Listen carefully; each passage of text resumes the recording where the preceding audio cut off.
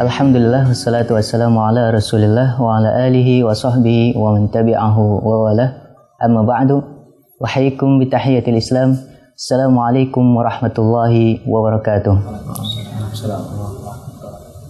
Para peserta bincang fikih yang dirahmati Allah Subhanahu wa taala, para pemirsa dimanapun Anda berada, alhamdulillah senang sekali rasanya saya, akhukum fillah Sutomo Abu Nasr, bisa hadir kembali untuk menemani Anda semua dalam program kita tercinta Bincang Fikih.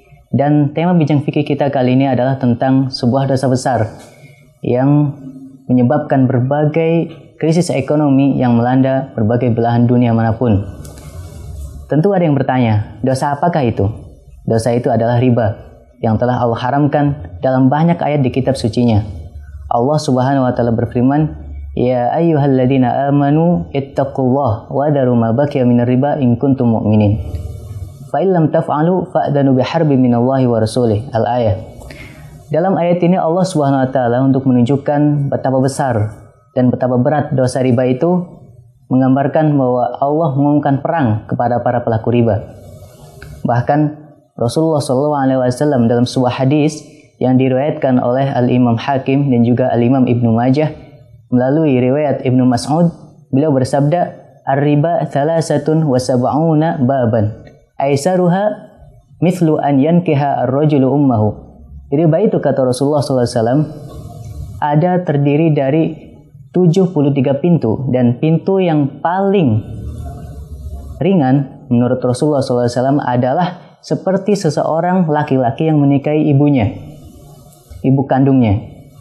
Bahkan di hadis lain Rasulullah bersabda melalui riwayat Imam Ahmad dalam musnadnya bahwa seseorang yang memakan 1 dinar riba, seseorang yang memakan 1 dinar riba itu lebih parah dosanya daripada seseorang yang berzina dengan 36 wanita berzina. Nah, untuk mengetahui dan memperdalam pemahaman kita tentang riba, alhamdulillah telah hadir di tengah-tengah kita narasumber yang tentu tidak asing lagi bagi kita. Beliau adalah Ustadz Ahmad Sarawat LC. Assalamualaikum Ustadz. Waalaikumsalam. Kaifal hal? Alhamdulillah. Dan kita juga ditemani oleh 2 teman saya, yaitu akhuna Hanif Lutfi dan akhuna Ahmad Sarkasi. Assalamualaikum. Langsung saja Ustadz, tentang riba. Untuk pertama mungkin apa sebenarnya definisi riba itu Ustadz? Dan sejarah riba, apakah ada dalam agama Islam saja atau memang sebelum Islam ada riba itu? Secara bahasa, riba itu bermakna az-ziyadah, tambahan. Tapi secara istilah dalam ilmu fikih, riba itu dikatakan sebagai tambahan yang merupakan konsekuensi dari ketika seorang bertukar-menukar atau pinjam-meminjam yang memang telah Allah haramkan, karena memang itu selain memakan harta orang lain secara batil, memang Allah sudah haramkan sejak awal. Nah, riba ini bukan hanya diharamkan oleh Allah kepada kita umat Islam, tapi nabi-nabi terdahulu, baik itu Nabi Musa, Nabi Isa, Ibrahim, dan yang lain-lain, sudah datang kepada kita dari Allah membawa perintah untuk mengharamkan riba. Artinya bahwa memang riba ini adalah gejala yang ada di hampir semua peradaban manusia, baik di zaman dahulu maupun di zaman sekarang. Ada tidak kurang dari 124.000 nabi dan 300 diantaranya rasul yang Allah utus ke muka bumi. Salah satu misi mereka adalah yang paling utama, selain tentu saja mentauhidkan Allah dan yang lain-lain, memberantas riba. Artinya 124.000 nabi dan 313 rasul itu sepakat tentang keharaman riba ini. Ya, jadi memang itu adalah sesuatu yang sudah diharamkan sejak awal, sejak dari langitnya memang sudah dikatakan itu sebagai memakan harta orang lain dengan cara yang batil. Berarti selain Islam juga agama lain mengharamkan riba? Ya, jelas. Yahudi, Nasrani, semua agama samawi itu mengharamkan riba. Kalau kita lihat orang Yahudi sekarang mereka memakan riba, sebenarnya itu hanya karena mereka bermuamalah dengan orang di luar Yahudi. Sesama Yahudi sendiri mereka tidak memakan riba sesama mereka.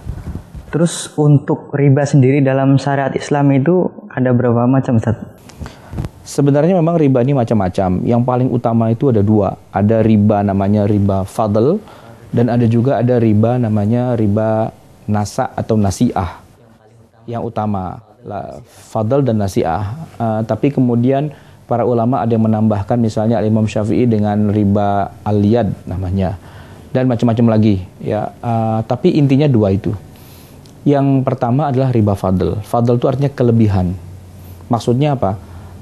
Di zaman dulu orang sebelum bertransaksi menggunakan uang, sering juga mereka menggunakan sistem barter komoditas, barang dengan barang, gandum dengan gandum, kurma dengan kurma, emas dengan emas, perak dengan perak, garam dengan garam gitu ya.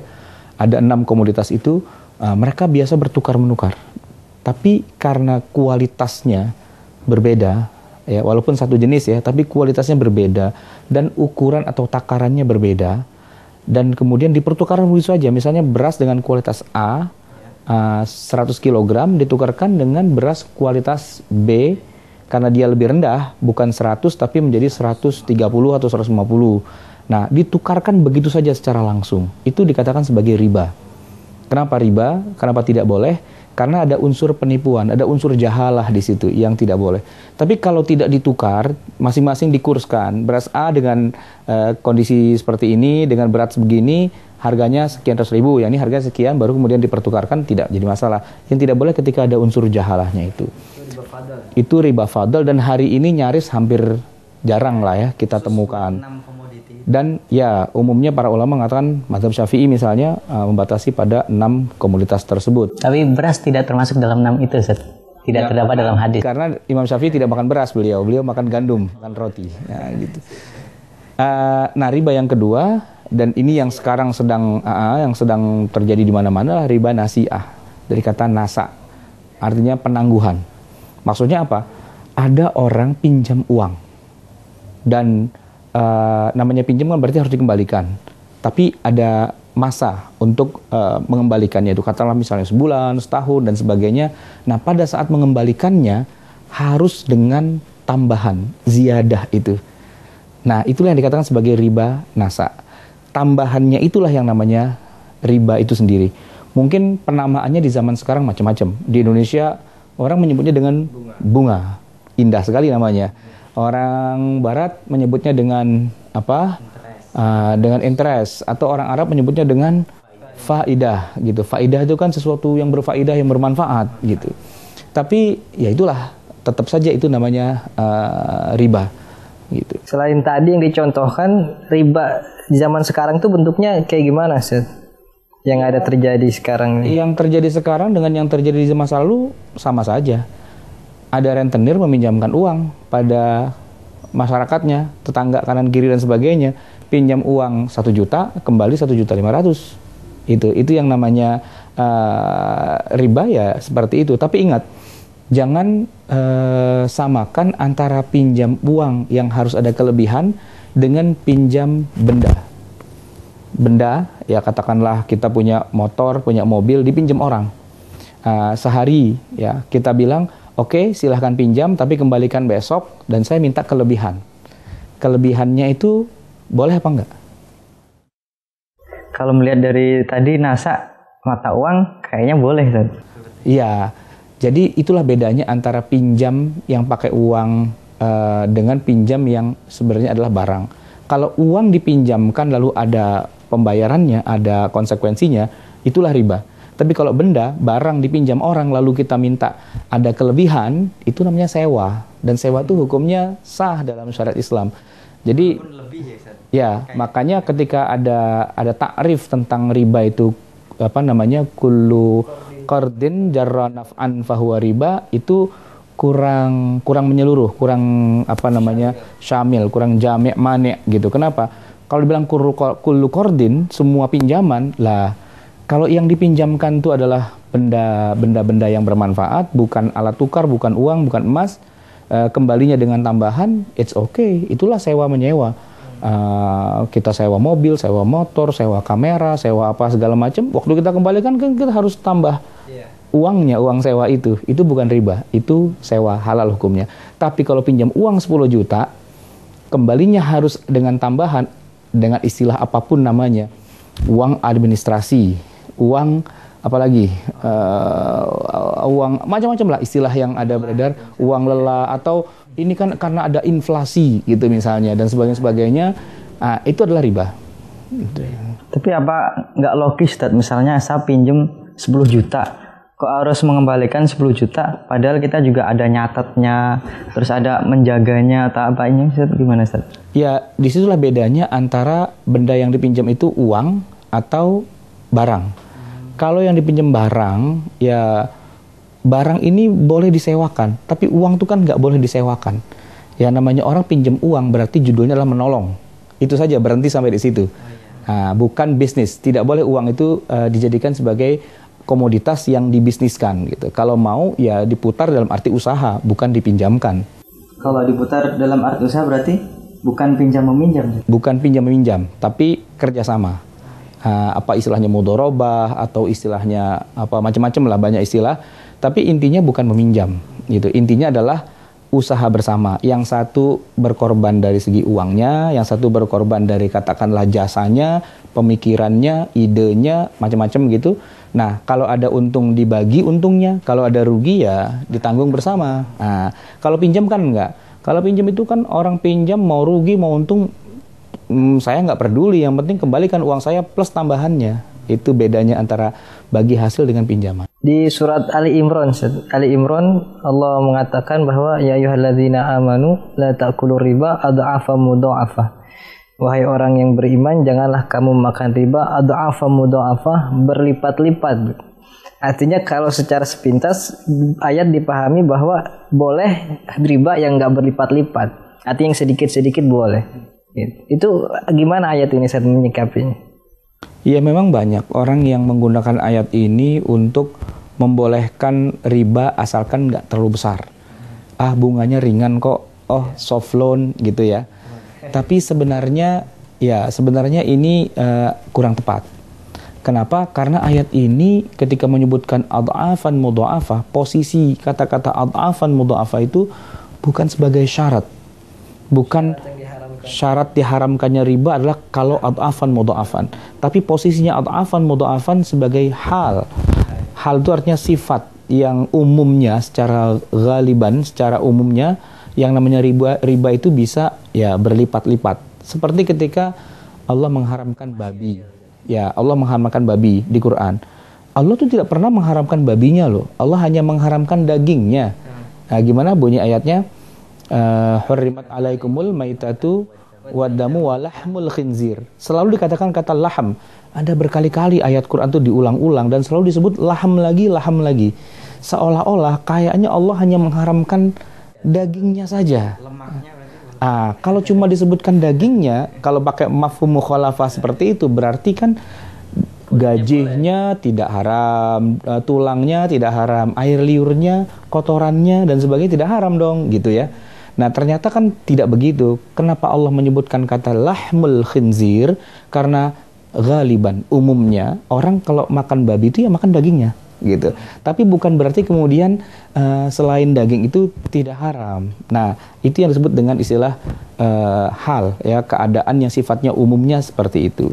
Tapi bahwa riba itu kemudian mau besar mau kecil ya tetap dia diharamkan. Ini keputusan kita bunga bank itu riba, termasuk riba ya?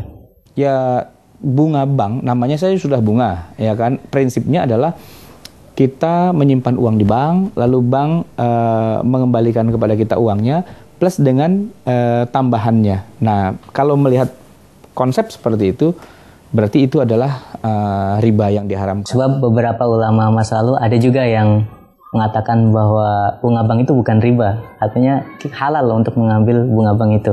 Benar, kita tidak bisa menafikan ada pendapat yang seperti itu. Tapi ingat, pendapat-pendapat itu umumnya datang secara subjektif, individual.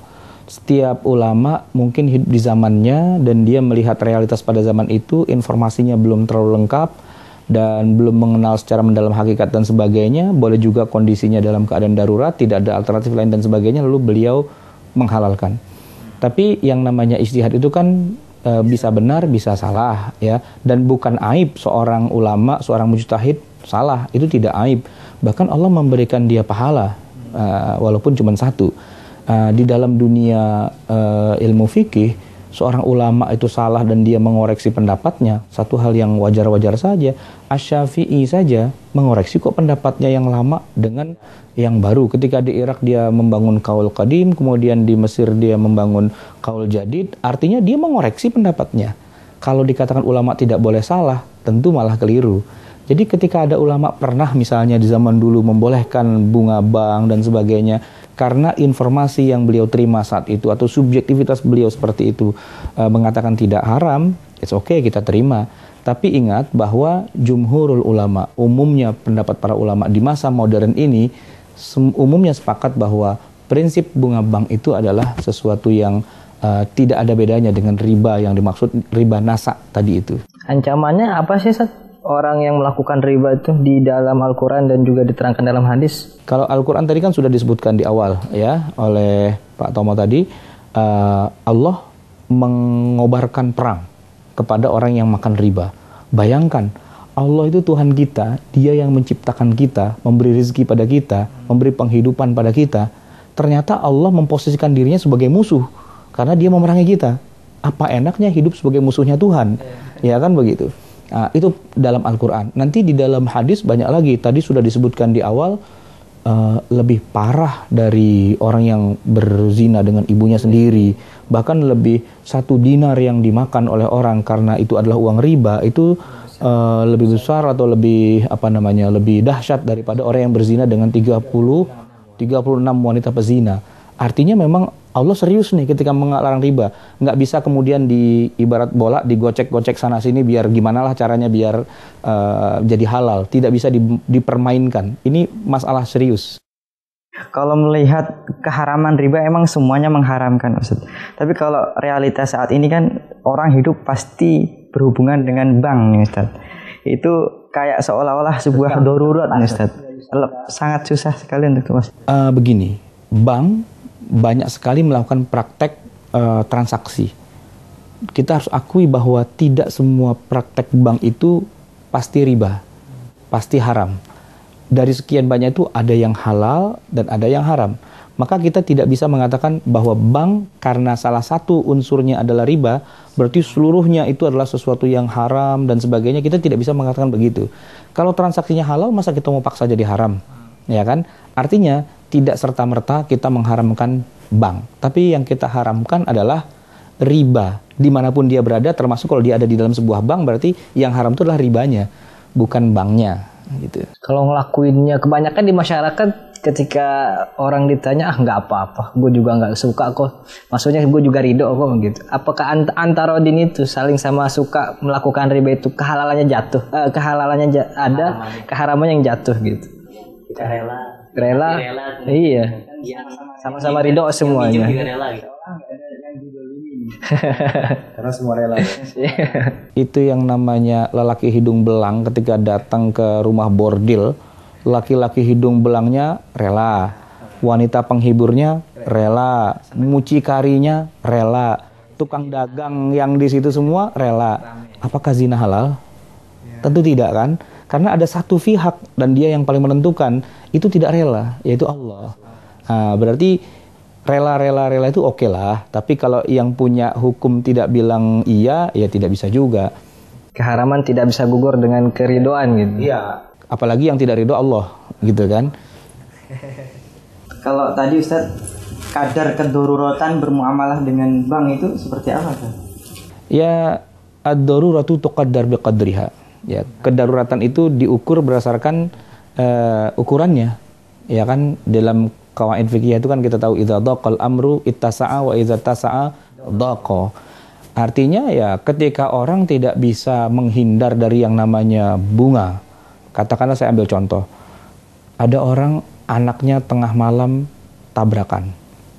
Masuk ruang gawat darurat di rumah sakit, ya kan? UGD. Kata dokter yang jaga, Pak, taruh dulu di sini duit 20 juta, baru saya kerjakan sesuatu. Kalau enggak, mati aja anak bapak lah, gitu. Dia nggak punya uang, gitu, ya kan? Terus dia hanya ingat satu orang tetangganya, rentenir. Kata rentenir, saya antarkan uangnya 20 juta sekarang juga, tapi besok pagi bayar 22 juta ya, gitu. Ini memang rentenir, penghisap penghisap darah, lintah darat dia gitu. Tapi sekarang pilihannya adalah dia bayar bunganya itu atau anaknya mati. Itu namanya darurat, gitu kan? Nah, jadi darurat boleh pada saat itu karena ini nyawa urusannya. Nah, tapi darurat itu kan tidak boleh terjadi setiap hari secara rutin terus-menerus, apalagi menjadi sebuah sistem. Sebuah sistem dibangun di atas kedaruratan, tidak bisa, ya kan? Kita masih tetap harus berupaya untuk agar terhindar dari yang namanya sesuatu yang diharamkan, apalagi itu hanya berdasarkan kedaruratan, gitu. Jadi kalau dulu nabung di bank karena nggak ada bank syariah, terpaksa nabung di bank konvensional. Tapi sekarang kalau sudah ada bank syariah, seharusnya hijrah semua ke bank syariah. Iya, dalam beberapa hal kalau kita bicara tentang menyimpan uang, yang lebih tepat sekarang ini adalah menyimpan uang di bank syariah. Tapi kadang-kadang bank konvensional masih kita butuhkan karena ada katakanlah fasilitas-fasilitas tertentu yang tidak bisa kita dapatkan di bank syariah. Contohnya katakanlah seorang pekerja, seorang pegawai. Perusahaannya hanya mau membayar gajinya lewat bank tertentu dan dia harus punya akun di bank konvensional tersebut. Kalau dia nggak punya akun di bank konvensional tersebut, ya dia jadi kerja gratisan, nggak dikasih gaji. Nah, dalam kondisi seperti itu, apakah boleh dia membuka akun di bank yang katakanlah konvensional? Jawabnya boleh. Yang penting dia tidak makan ribanya. Tapi yang jelas bunga itu tetap ada, Ustaz. Terus apa yang kita lakukan terhadap bunga itu? Oke, bunganya tetap ada, tapi kan bukan permintaan kita. Itu maunya sistemnya, gitu kan? Pertama kita sudah dapat poin di situ bahwa bunga itu bukan kemauan kita. Kalau emang tiba-tiba dimasukkan ke dalam katakanlah account kita, dalam rekening kita bunganya itu, pertama bukan kita yang minta. Yang kedua, toh kita juga niatnya tidak akan memakannya karena itu kan uang haram. Jadi ya kita tidak makan. Terus kalau tidak dimakan diapakan? Ya dikeluarkan gitu. Dikeluarkan sebagai apa? Mungkin ada orang yang mengatakan, ya udah disumbangkan masjid, dikasih madrasah, dikasih pesantren, kasih makan fakir miskin dan sebagainya. Oh tidak. Kenapa? Karena kan itu semua amal soleh, ya kan? Tapi Allah tidak akan menerima amal soleh kecuali dari yang baik. Innallaha thayyibun la yaqbalu illa thayyiban. Allah itu suci, bersih, dan dia tidak menerima amal-amal kecuali dari yang bersih. Harta itu harus harta yang bersih. Kalau uang riba kita amalkan atau kita masukkan ke kotak amal masjid, selain tidak sah, juga tidak berpahala. Karena bukan harta kita. Dikeluarkan jadi zakat juga tidak sah. Zakatnya belum gugur ya, kewajiban zakatnya. Karena itu bukan harta kita. Masa harta kita zakatkan, tapi uang zakatnya pakai uang orang lain ya, bukan hak kita. Kan berarti tidak sah. Maka para ulama mengatakan bahwa dimakan tidak boleh, diamalkan atau diinfakkan tidak boleh. Terus diapain? Kalau ditinggal langsung di bank itu, kita ngambilnya. Kalau ditinggal di bank, ada sementara kalangan mengatakan lah berarti memperbesar banknya ini. Padahal banknya ini kan juga termasuk ta'awun 'alal ismi wal udwan gitu. Ada yang mengatakan kalau gitu uangnya dibuang aja ke laut gitu. Tapi ini kan harta. Kita juga tidak boleh membuang harta gitu. Walaupun bukan punya kita, kita bukan yang berhak, tapi kita juga tidak boleh memusnahkan harta. Lah terus buat apa? Nah, pendapat yang terakhir yang kira-kira ini yang paling mendekati kebenaran, ya udah dikembalikan kepada khidmah ammah. Khidmah ammah itu ya untuk membangun jalan ya, infrastruktur umum ya, jembatan atau aspal atau penerangan lampu di malam hari yang sifatnya publik, pelayanan publik, tidak dimiliki oleh individu, kelompok dan institusi tertentu, tapi semua orang bisa menikmatinya. Berarti rentenir nggak bisa beramal, Ustaz ya? Maksudnya dia untuk memperbaiki citra, dia bangun sekolah, dia nyumbang masjid. Boleh, bisa. Rentenir bisa. Asalkan tuh uang dapat warisan dari bapaknya yang halal, boleh. Tapi kalau dia yang dapat dari hasil bunga, itu nggak boleh. Tapi kalau bapaknya orang kaya, meninggal. Itu harta sah kan sebagai rentenir. Nah itu harus dipisah. Ini harta haram gitu. Mungkin rentenir juga ngerti kok halal haram sebenarnya gitu kan. Kalau dia taruh di bank yang A, ini harta haram. Kalau dapat yang baik, oh ini harta suci. Benar. Di zaman ketika Rasulullah dilahirkan itu, orang-orang Arab jahiliyah seperti semacam Abu Jahal, Abu Lahab dan sebagainya, ketika mereka mau merenovasi Ka'bah, mereka punya kesepakatan bahwa uang yang kita kumpulkan untuk membangun kembali Ka'bah tidak boleh dari uang yang haram. Itu Abu Jahal loh. Abu Lahab sebelum Islam, mereka orang jahil, mereka membunuh anak perempuan, mereka menyembah Tuhan yang banyak dan sebagainya, mereka berzina, minum khamar dan sebagainya. Tapi urusan uang halal, uang haram, tahu. Kalau sekarang ada orang Islam ya ngakunya taat ibadah dan sebagainya, tidak bisa bedakan mana halal mana haram dalam uangnya, berarti di mana kedudukannya dia dengan Abu Jahal? Nah itu dimakfu gak? Ada kebanyakan orang yang melakukan memang gua kan nggak tahu gitu. Apakah nanti dia bisa berhujah begitu di akhirat nanti karena ketidaktahuannya dia akhirnya melakukan riba gitu. Ya kalau kira-kira malaikatnya itu pakai gaya Betawi, dia akan bilang kemana aja kagak belajar agama. Orang di mana-mana udah dikasih tahu ini halal ini haram, ente kemana aja kau masih pura-pura nggak tahu atau memang sengaja jahil tajahal gitu kan? Artinya tidak ada alasan sebenarnya buat umat Islam untuk tidak tahu bahwa riba itu haram dan yang termasuk riba adalah ABCDE dan seterusnya itu. Tidak ada alasan. Maka kita punya program seperti ini sebenarnya adalah untuk memberikan penjelasan, pencerahan kepada khususnya umat Islam, jangan sampai mereka terkena sesuatu yang riba. Nah ini kalau haji Ustaz, ya haji ada orang yang pergi haji hasil duit pinjaman dan pinjaman itu berbunga, berarti dia berhaji hasil uang yang ada ribanya di situ. Apakah hajinya sah? Karena dia berangkat haji dengan uang riba. Gitu. Ya gini, para ulama membedakan ya antara sumber uang dengan ibadah yang dilakukan. Contohnya adalah orang yang sholat dengan menggunakan sarung hasil curian. Mencuri sarung haram. Tapi ketika dia sholat dengan memenuhi semua syarat dan rukunnya, salah satu syaratnya kan menutup aurat. Sah apa enggak sholatnya? Sah, gugur kan kewajiban sholatnya, ya sudah itu sudah diterima di sisi Allah. Tapi mencuri sarung itu haram, dosa. Nah gitu. Berarti pergi haji begitu juga. Kepala koruptor, ya kan, di satu instansi atau di satu kepala koruptor dia, karena memang dialah pimpinan tertingginya di antara semua koruptor itu kan. Koruptor punya mafia kan. Di Indonesia ini hampir semua kepala koruptor itu sudah haji semua. Nah, saya tidak menyebut nama ya. Nah, silakan dipikirkan sendiri. Nah, pertanyaannya, apakah haji mereka sah? Ya, kalau sahnya sah asalkan syarat dan rukunnya sudah diselesaikan, ya sudah, berarti sudah sah hajinya. Tapi korupsinya tetap sebagai dosa dan hajinya tidak bisa menghapus dosa korupsinya. Gitu. Sebagai haji kan dikatakan haji mabrur, al-hajjul mabrur laisa lahu jazaun illal jannah. Haji mabrur tidak ada balasannya kecuali surga. Nah, orang yang haji pakai uang haram, hajinya tentu tidak mabrur. Tidak mabrur artinya tidak membuat dia pasti masuk surga. Hajinya sah saja, tapi tidak mabrur. Mabrur itu sah, berkah, halal, dan semuanya itu masuk itu dalam kategori mabrur. Dan habis pulang korupsi lagi ke dia. Habis pulang korupsi lagi. Maka Pak Haji yang uangnya dapat dari korupsi, gugur kewajiban hajinya. Tapi kalau dia mati, ya dia digebukin juga di neraka tetap saja gitu. Kalau dia nggak kembalikan uangnya. Konsekuensi dari makan barang haram sendiri itu apa, Ustaz? Banyak. Salah satunya adalah tidak dikabulkannya doa. Ya, tidak dikabulkannya doa. Rasulullah pernah menceritakan dalam salah satu hadis riwayat Muslim itu, ada seorang yang lusuh badannya, bajunya, rambutnya kusut masai, menempuh perjalanan yang sangat jauh, tangannya diangkat ke atas langit, mulutnya komat kamit memanggil ya Rabb gitu ya.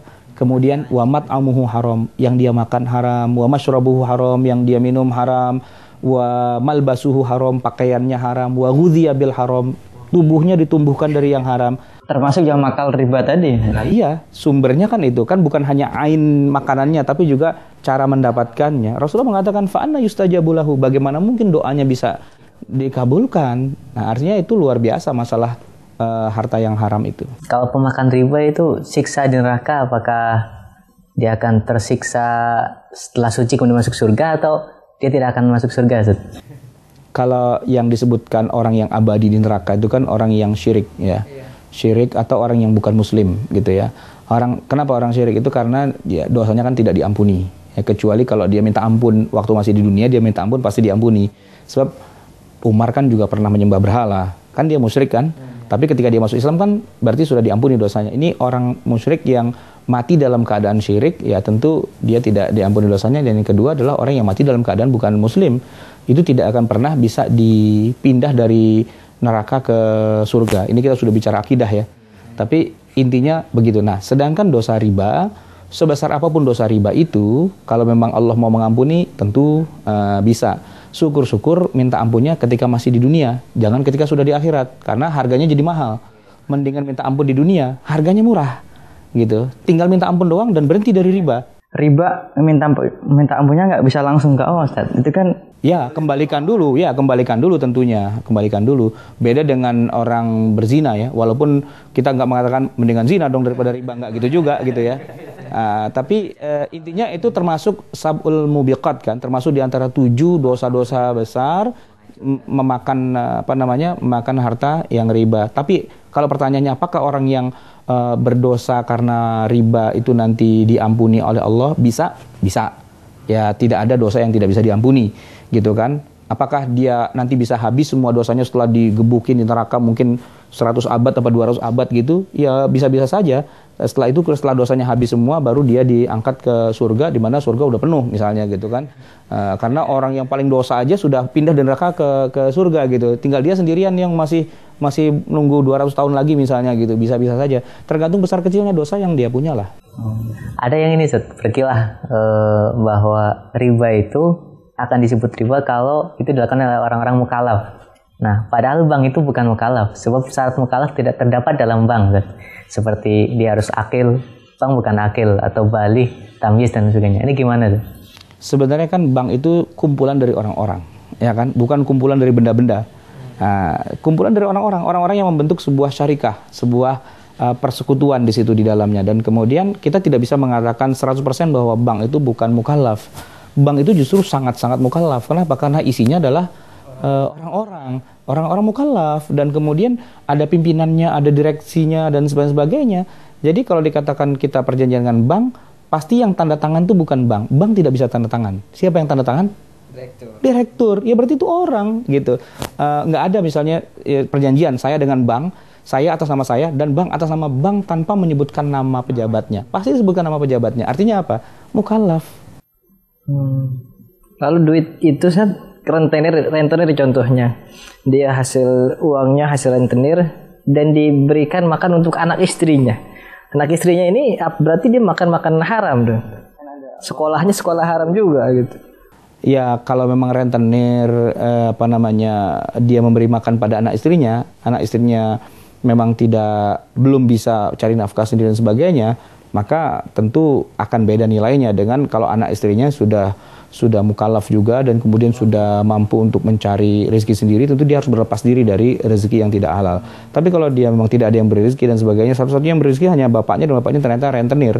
Tapi kan belum tentu seorang rentenir itu semua hartanya haram. Bisa jadi seorang rentenir itu dapat warisan dari bapaknya dan dia dapat kekayaan, separuh hartanya haram, separuh hartanya halal. Nah, ketika dia memberikan nafkah, ya paling tidak kan 50-50 kan antara yang halal dengan yang haram.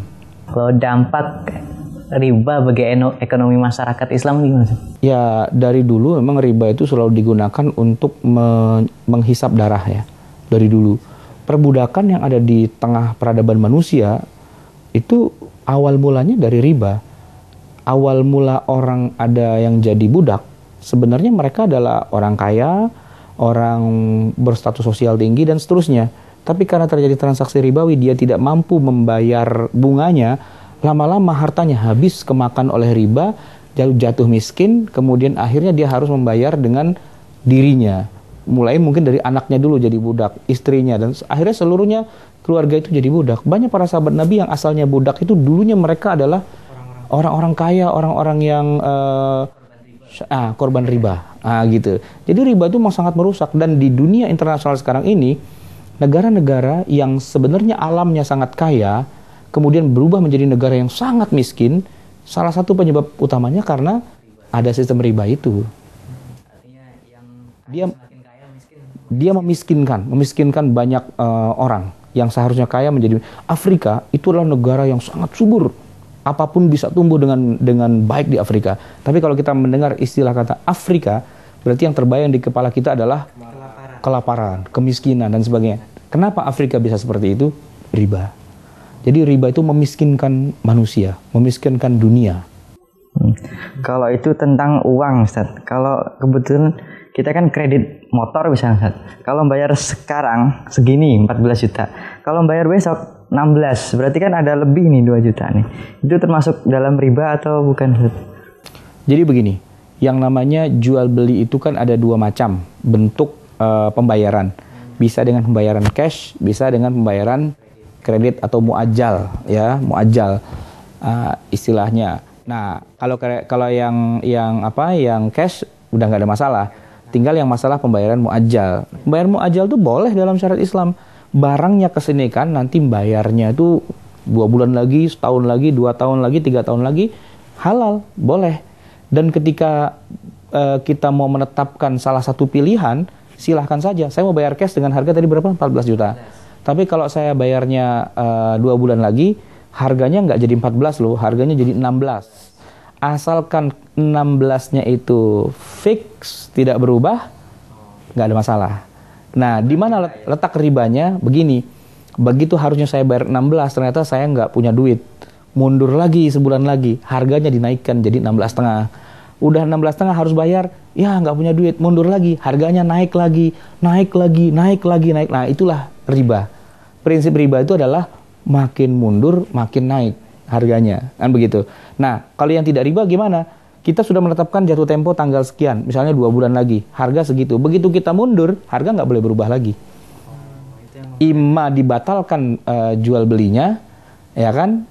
Artinya motor ditarik kembali dengan membayar kerugian tentunya, kan gitu. Atau ya bayarlah sesuai dengan itu. Atau memang dikasih denda, tapi dendanya ini bukan kepada yang meminjamkan uang. Ya, tapi dendanya diserahkan kepada pemerintah misalnya, itu boleh. Gitu. Jadi tidak bertambah, orangnya dihukum ya, karena saya tidak membayar pada waktunya, saya dihukum dengan membayar denda. Tapi dendanya bukan kepada orang yang saya pinjam tadi itu, tapi dendanya misalnya kepada pemerintah, itu silahkan saja. Ini soal balik lagi ke menabung di bank. Ya. Menabung di bank biasanya setelah berapa bulan itu ada bunga. Tapi ada di bank syariah bilangnya itu mudharabah. Sebenarnya bedanya mudharabah dengan bunga di bank-bank konvensional itu kayak gimana? Bedanya sederhana, tipis tapi prinsipil. Kalau di bank konvensional, kita nabung 10 juta, maka kita akan dijanjikan setiap bulan dapat sekian persen dari 10 juta itu. Dari uangnya. Dari uang yang kita taruh. Dan gitu. Riba. Itu riba. Nah, kalau di bank syariah, uang kita ditaruh di bank syariah itu kemudian dipakai untuk diputar untuk sebuah usaha. Hasilnya, untungnya itulah yang kemudian di-share kepada kita. Maka istilahnya bagi hasil dan bukan bunga. Nah, kelihatannya hampir sama dan memang katakanlah angka share-nya tadi itu, angka bagi hasilnya, biasanya bank-bank syariah itu mengikuti nilai yang ada pada bank konvensional. Kalau suku bunganya katakanlah 1 tahunnya taruh misalnya 7% atau 8% gitu, dia akan membuat nisbah bagi hasil itu kira-kira yang sepadan. Nggak masalah sepadan, yang penting kan dapatnya bukan dari nilai uang yang kita simpan dan sekian persennya, tapi dapatnya dari hasil pembagian usaha, keuntungan dari usaha. Kalau ini misalnya saya punya perusahaan besar gitu, otomatis uang kita kan nyimpen di bank, tapi akhirnya kita banyak juga dapatan bunga bank itu. Kalau ditinggal sayang, diambil juga riba gitu. Tadi kan sudah jelas kan, kalau ini bank konvensional, kalau antum misalnya pengusaha punya uang banyak, ngapain taruh di bank konvensional? Taruh aja di bank syariah, kan selesai. Iya kan? Jadi kalau memang kita punya uang, judulnya mau kita simpan agar nggak terkena resiko kena bunga dan sebagainya, ya udah kita simpannya di bank syariah. Di bank konvensional kita masih boleh untuk bertransaksi dan sebagainya kalau judulnya bukan untuk membungakan uang, tapi misalnya katakanlah untuk lalu lintas, transfer dan sebagainya. Artinya tidak semua transaksi di bank itu riba gitu, Ustaz? Tidak semua transaksi di bank itu riba, benar. Lihat bentuknya, dan jangan terpengaruh pada namanya atau istilah-istilah yang dibuat. Kalau memang riba ada dalam bank syariah kan, bank ini punya banyak posisi gitu kan. Dia bisa sebagai yang pinjam, dia bisa sebagai yang meminjamkan dan sebagainya. Ya benar. Tapi akhirnya orang juga ragu dengan bank syariah, karena bank syariah di Indonesia juga berafiliasi dengan Bank Indonesia. yang sudah pasti melakukan bunga riba tersebut.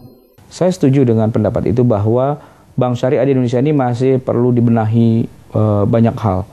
Antara yang perlu dibenahinya dengan yang sudah katakanlah berhasil masih bukan 50-50 malah saya bilang. Yang sudah berhasilnya baru 20-30%, yang perlu dibenahinya masih lebih dari 70%-nya lagi. Saya setuju dengan pendapat itu. Kenapa? Karena realitasnya memang bank-bank syariah di Indonesia itu rata-rata itu adalah hasil perubahan tiba-tiba mendadak dari bank konvensional yang akarnya adalah sistem Yahudi, tiba-tiba berubah wujud, istihalah tiba-tiba menjadi bank syariah. Bankirnya tidak ngerti syariat Islam. Oke? Pegawainya juga tidak ngerti, nasabahnya juga tidak ngerti. Artinya mereka tidak mendapatkan ruh dari bagaimana sistem ekonomi Islam itu sendiri. Tapi sebagai P3K, pertolongan pertama pada kecelakaan, maka bank syariah di Indonesia itu sudah lumayan untuk menghentikan pendarahan, untuk mencegah terjadi gegar otak dan sebagainya. Kita tidak bisa mengatakan nggak percumalah P3K, nggak usah, mendingan mati aja sekalian, kan nggak bisa begitu. Ya, yang namanya pertolongan pertama itu tetap dibutuhkan, tapi kita tidak bisa menerima kalau ada korban kecelakaan hanya ditangani dengan kotak P3K. Tetap ini harus dibawa ke rumah sakit yang sesungguhnya untuk diobati sesuai dengan Adanya lebih baik daripada tidak ada gitu, Ustaz. ya, untuk kondisi sekarang ini setidaknya dia bisa memberikan kontribusi lah. Terus sebenarnya kita juga perlu mengadakan edukasi terhadap masyarakat gitu. Sebab masyarakat tahunya yang namanya menabung di bank pasti untung gitu. Padahal kalau dalam konsep Islam bukan hanya bagi hasil, itu juga bagi rugi gitu. Misalnya bank sebagai yang melakukan bisnis kemudian rugi, tentu para nasabah yang sebagai pemodal juga harus menikmati kerugiannya juga gitu. Enggak, sebenarnya begini. Jadi bank ini sudah merupakan sebuah kerjasama yang sifatnya lebih modern. Orang yang menabung di bank syariah gitu ya, ataupun di bank-bank konvensional, itu dananya sudah dijamin oleh katakanlah oleh bank negara, yaitu BI. Karena setiap bank yang berdiri itu, bank pelaksana itu sudah harus menjaminkan modal sekian gitu. Sehingga kalau misalnya terjadi apa-apa dengan bank ini, modal atau uangnya nasabah itu kepake atau ada sebagainya, sudah ada yang istilahnya menyiapkan penggantiannya. Sama-sama rugi, tapi diganti ruginya. Resiko rugi itu nihil ya? Tidak nihil juga sih, sebab realitanya di zaman sekarang banyak juga bank yang bangkrut dan kemudian uangnya nggak bisa dicairkan dan sebagainya karena ternyata dimakan oleh para pejabatnya yang terlibat langsung atau yang tidak terlibat langsung. Resiko kerugian pasti ada. Mungkin pertanyaan terakhir tentang artinya kesimpulan kita tentang riba ini dan nasihat Ustaz untuk solusi ekonomi masyarakat muslim di Indonesia ini. Saya kira yang paling utama adalah edukasi. Sebab kita tidak bisa main haram-haramkan saja, tidak bisa main larang, tidak bisa main di perundangan peraturan tiba-tiba begitu tanpa masyarakatnya dipersiapkan. Dan yang harus kita persiapkan justru umat Islamnya itu sendiri. Sebab masalahnya umat Islam itu selama ini ngajinya kan hanya sekedar belajar wudhu, toharoh dan sebagainya, tapi tidak tahu bahwa uangnya itu haram ternyata. Nah gitu kan. Nah berarti inilah yang harus ditingkatkan. Nomor satu, langkah awalnya. Bagaimana mengedukasi umat Islam tentang halal haramnya harta yang dia miliki dengan berbagai macam transaksinya. Itu dulu. Kalau itu sudah berhasil, nanti insya Allah semua yang namanya perundangan, regulasi, aturan, dan sebagainya akan ikut. Tapi kalau tidak berangkat dari kesadaran masyarakat, semua peraturan itu akan menjadi sia-sia juga. Karena yang menentang paling depan sistem-sistem yang datang dari syariat Islam itu justru umat Islam sendiri. Malah kiainya, malah ustadznya. Gitu. Maka ini kita akan kerja dua kali. Maka yang paling utama kalau dalam pandangan saya, edukasi. Ini nomor satu. Rasulullah itu kan ketika mentarbiyah umat Islam itu kan mulai dari edukasinya dulu, dengan tarbiyahnya, dengan pembinaan dulu. Penjelasan yang sejelas-jelasnya. Fi mahajin bayda lailuha kanahariha. Ya, malamnya saja bisa kayak siang, saking terangnya. Di zaman Nabi itu, orang kafir saja tahu mana halal haram. Orang kafir saja bisa tahu. Gitu. Nah kalau sekarang kita, jangankan orang kafir, umat Islam, ustadznya saja tidak tahu mana halal haram. Gitu.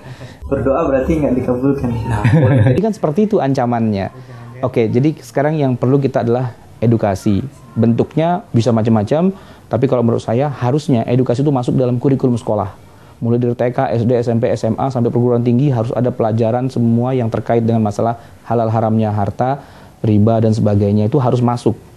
entah itu dalam pelajaran agama, dalam pelajaran ekonomi dan sebagainya, karena lewat itulah sebenarnya edukasi betul-betul berjalan. Kalau hanya mengandalkan imam masjid yang khutbah Jumat seminggu sekali, yang jamaahnya tidur, itu tidak akan efektif. Jadi harus masuk ke dalam kurikulum pendidikan.